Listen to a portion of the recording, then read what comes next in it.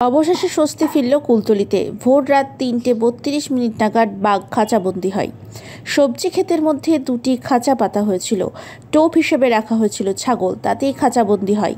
বাঘের স্বাস্থ্য পরীক্ষা করা হয়। তারপর পরবর্তী সিদ্ধান্ত নেওয়া হবে বলে বন দপ্তর সূত্রে জানা যায়। আজই বাঘকে গভীর জঙ্গলে ছেড়ে দেওয়া হতে পারে। বাঘ খাঁচাবন্দি হওয়ায় স্বস্তিতে এলাকার বাসিন্দারা। তারা জানান, মাঝে মধ্যে বাঘ এলেও এইভাবে একেবারে লোকালয়ে চলে আসেনি। খুব আতঙ্কের মধ্যে ছিল তারা। সারা রাত কার্যত বিনিদ্র রজনী কাটিয়েছে। বাঘ খাঁচাবন্দি হওয়ার খবরে বাড়ি থেকে বেরিয়ে এসে ভিড় জমান অনেকেই। রবিবার রাত থেকেই দক্ষিণ ২৪ পরগনার কুলতলি ব্লকের মইপিট বৈকণ্ঠপুর গ্রাম পঞ্চায়েত এলাকায় বাঘের আতঙ্ক ছড়িয়েছিল। স্থানীয় বাসিন্দারা বাঘ দেখতে পান। তারা খবর দেন বন দফতর ও থানায়। খবর পেয়ে ঘটনাস্থলে পৌঁছায় বন দফতরের কর্মীরা ও কুলতলি থানার পুলিশ। বাঘটি যাতে কোনোভাবে রাতের অন্ধকারে গ্রামের মধ্যে ঢুকতে না পারে তা নিশ্চিত করতে নাগেনাবাদ ৯ নম্বর মুলার জেটি ঘাটের কাছে গ্রামের দিক বরাবর লাইলনের জাল লাগিয়ে দেওয়া হয়েছিল। এর ফলে রাতে গ্রামে বাঘ না ঢুকলেও সকালে খবর মেলে নাইলনের জালের আশেপাশে রয়েছে বাঘ। সেই মতো বাঘকে বন্দী করার পরিকল্পনা করা হয়। স্থানীয় টাইগার টিমের সদস্যরা বাঘকে বন্দী করতে গিয়েছিল। স্থানীয় সূত্রে খবর, সেই সময় টাইগার টিমের এক সদস্য গণেশ শ্যামলের ওপর বাঘটি হামলা চালায়। কামড়ে ধরে তার ঘাড়। সহকর্মীকে বাঁচাতে দলের বাকি সদস্যরা লাঠি নিয়ে বাঘটিকে আঘাত করে। তাতে বনকর্মীকে ছেড়ে দিয়ে জঙ্গলের মধ্যে ঢুকে পড়ে বাঘটি।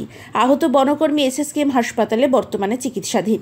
রবিবার বিকেলে স্থানীয় বাসিন্দা রাজকুমার সাপুই নামে এক যুবক জেটিঘাটের কাছে বসেছিল।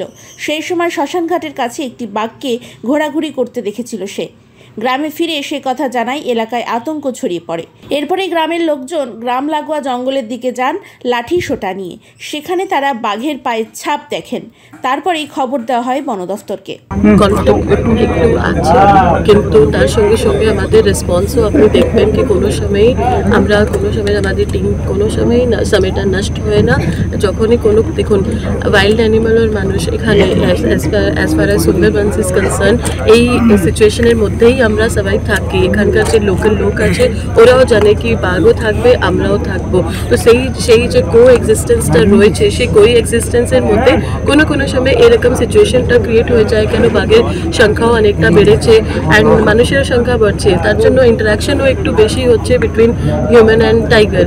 তো কিন্তু যখনই এরকম কোনো সিচুয়েশনটা অ্যারাইজ করছে, তার সঙ্গে সঙ্গে যে র্যাপিড আমাদের যে রেসপন্সটা থাকে, আমাদের যে টিম যে ফিল্ডে দাঁড়িয়ে থাকে, ওরা ইমিডিয়েটলি আমরা যে আছে রেস্কিউ করে অ্যানিমালটাকেও আমরা সুস্থভাবে আমরা জঙ্গলে ফেরত দিয়ে আসি। অ্যান্ড তার সঙ্গে সঙ্গে যে গ্রামের লোক আছে ওনাদেরকেও আমরা প্রোটেক্ট করতে পারছি।